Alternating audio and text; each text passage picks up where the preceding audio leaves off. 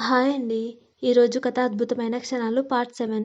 ఇక కథలోకి వెళితే, కాల్ కట్ చేసిన తర్వాత సంతోష్ హర్షిత గురించి ఆలోచిస్తూ పడుకుంటాడు.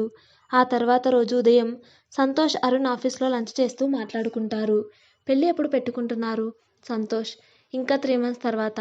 ఏంటి ఇంకా లేట్? 3 మంత్స్ ఎందుకు? అప్పుడు మంచి ముహూర్తం ఉందట. అది పుష్కరానికి ఒకసారి వచ్చిందట. ఇన్ని రోజులు ఆగాము కదా, ఇంకా 3 మంత్స్ ఆగలేమా అని ఆ ముహూర్తం ఖాయం చేసేశాం. ఈ 3 నెలల్లో నా బంగారంని పడేయాలి. ఆహా, ఇప్పుడు నిజం చెప్పు. పెళ్ళి అయిన రాత్రికి ఫస్ట్ నైట్ ముహూర్తం కూడా ఉంది కదా? అవునురా. నీకెలా తెలుసు? నీ గురించి నాకు తెలీదా? కకృతి ఎదవా.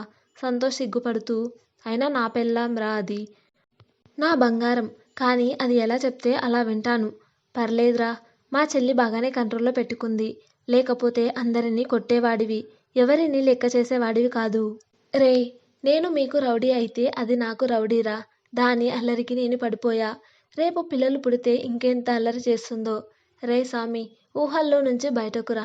సరేలేరా బాబూ, రా వెళ్దాం పద అని ఫోన్ తీసుకుని హర్షితకి కాల్ చేస్తాడు. హలో బంగారం.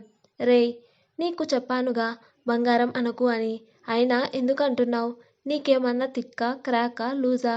అమ్మ మేడం, నేను నిన్ను అనలేదు. నాకు కాబోయే భార్యని అన్నాను. ఆహా, అవునా? అయితే నీకు కాబోయే భార్య ఏమందో తెలుసా? ఏమంది? చంప పగలగొడతా అంది. అవునా? కొట్టమను. అదే తప్ప ఇంకెవరు కొడతారు నన్ను? నువ్వు ఇలా మాట్లాడితే ఎవరు కొట్టలేరు.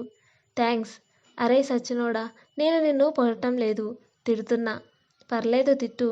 అబ్బా దేవుడా, ఈ మనిషి నుంచి నువ్వే నన్ను కాపాడాలి. సరేలే, నీతో ఒక విషయం గురించి మాట్లాడాలి. చెప్పు. చెప్పటం కాదు, ఒకసారి అర్జెంటుగా మీ హాస్టల్ బయటికి రా. నేను రాను. అయినా అర్ధరాత్రి ఆడపిల్లల హాస్టల్ దగ్గరికి రావటానికి సిగ్గులేదు. ఆహా, నేను రావటం తప్పు కానీ వాళ్ళు మాత్రం ఒక అబ్బాయిని హాస్టల్లో ఉండనివ్వచ్చు. మా హాస్టల్లో అబ్బాయి ఎవడు? వాడు అయిపోయాడు ఇవాళ నా చేతిలో. ఆగు ఆగు, ఎందుకు అంత తొందర? ఎవరో తెలుసా? ఎవరైనా సరే, ఐ డోంట్ కేర్. చెప్పు. ఎవరు? ఇంకెవరు? నువ్వే. ఏంటి నేనా? అబ్బాయినా? అవును. ఏ రోజైనా అమ్మాయిలాగా బిహేవ్ చేసావే రాక్షసి. ఎక్కువ మాట్లాడకు, అయిపోతావు నా చేతిలో. అబ్బా భయమేస్తుంది. మరి దమ్ముంటే ఇప్పుడు కిందకి రావే. హా వస్తా.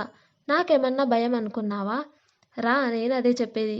వచ్చేస్తున్నా అని హాస్టల్ గేట్ దగ్గరకు వెళ్ళి అటూ ఇటూ చూస్తుంది. అక్కడే సంతోష్ కనిపిస్తాడు.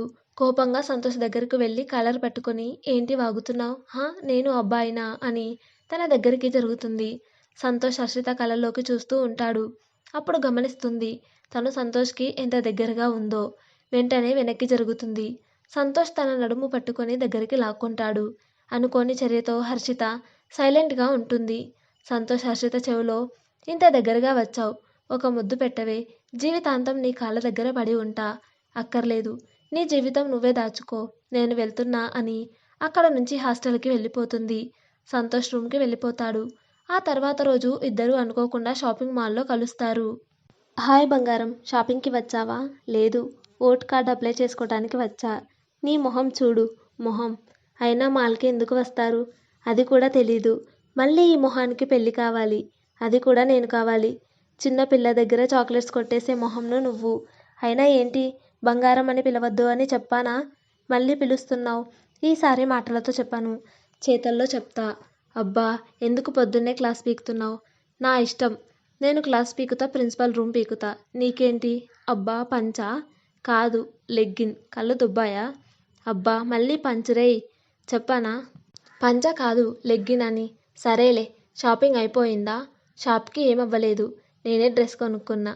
అబ్బా తిన్నగా మాట్లాడవే బాబు, చచ్చిపోతున్నా నీ పంచెస్తో. ఎక్కడ చచ్చావు? బతికే ఉన్నావుగా. అయినా నేను నా ఇష్టం వచ్చినట్టు మాట్లాడతా. నీకేంటి? నేనేం నీకు భయపడను. భయపడవా? లేదు. సరే భయపడితే ఏంటి బెట్? సరే నేను భయపడను. ఒకవేళ భయపడితే నాకు ముద్దు పెట్టాలి. లేదంటే నీకై నువ్వు ఇచ్చే వరకు నేను నిన్ను ఫోర్స్ చేయను. సరేనా? సరే, బట్ వన్ కండిషన్. అబ్బో, ఈ పాటి బెట్టింగ్కి కండిషన్స్ కూడానా? సరే అయితే బెట్ క్యాన్సల్. సరే సరే, కావాలి. ఏంటి ఆ కండిషన్? నువ్వు గెలిస్తే సామాన్యముగా గెలవు కానీ గెలిస్తే నాకు నచ్చినప్పుడు నేను ముద్దు పెడతా. సరే కానీ పెళ్ళికి ముందే పెట్టాలి. అలాగే మరి, స్టార్ట్ చేద్దామా? నేను రెడీ. సంతోష్ అక్కడ లైన్గా ఉన్న కాటన్ డ్రెస్సెస్ మధ్యలో నుంచి చేయి తీసి హర్షిత నడుము మీద వేస్తాడు. హర్షిత షాక్ అవుతుంది. ఏంటి భయపెడతా అని నడుము మీద చేయి వేశావు? మర్యాదగా తీయి. లేకపోతే ఏం చేస్తావు? నీకు ఇక్కడ కితకితలు అని నాకు తెలుసు. తెలుసా? ఎలా తెలుసు? చిన్నప్పుడు నిన్ను నవ్వించటానికి ఇలాగే చేసేవాడిని. అయితే ఇప్పుడు నేను చిన్నపిల్లని కాదు కదా. వదులు. ఎవరైనా చూస్తే బాగోదు. అయితే ఓడిపోయినట్టు ఒప్పుకో. లేదు అని దూరం జరగడానికి ట్రై చేస్తుంది. సంతోష్ ఇంకా గట్టిగా పట్టుకుంటాడు. ఏంటి పాప, చిన్నగా జారుకుందాం అనుకుంటున్నావా? నోవే. ఓడినట్టు ఒప్పుకో. వదిలేస్తా. రే వదలరా బాబు. నొప్పిగా ఉంది. నాకు కమ్మగా హాయిగా ఉంది. పట్టుకుంటేనే ఇలా ఉంది. ఇంకా చూస్తే అబ్బా పండగే పండగ. అయినా అందరిలో ఇలా పట్టుకోవడానికి సిగ్గు లేదా? సిగ్గు లేదు, సింగరేణి బొగ్గు లేదు. ఎస్ ఆర్ నో చెప్పు. అయితే ఇలాగే ఉండవే. నాకు పిచ్చగా ఉంది. అమ్మో వీడిని ఆపాలి అని మనసులో అనుకొని, సరే నువ్వే గెలిచావు ఓకేనా, ఇప్పుడు వదిలేయ్. అబ్బా అప్పుడే ఎందుకు ఒప్పేసుకున్నావు? ఇంకా కొంచెం సేపు ఉండొచ్చుగా. ఎందుకు? బాగా ఎంజాయ్ చేద్దామనా? సరే కానీ నా కండిషన్ గుర్తుంది కదా. నాకు నచ్చినప్పుడే పెడతా. అలాగే పద. నేను నిన్ను హాస్టల్ దగ్గర డ్రాప్ చేసి రూమ్కి వెళ్ళిపోతాను. ఈ కథ ఇంకా ఉంది. అది నెక్స్ట్ పార్ట్లో కొనసాగించబడుతుంది. Thanks for listening.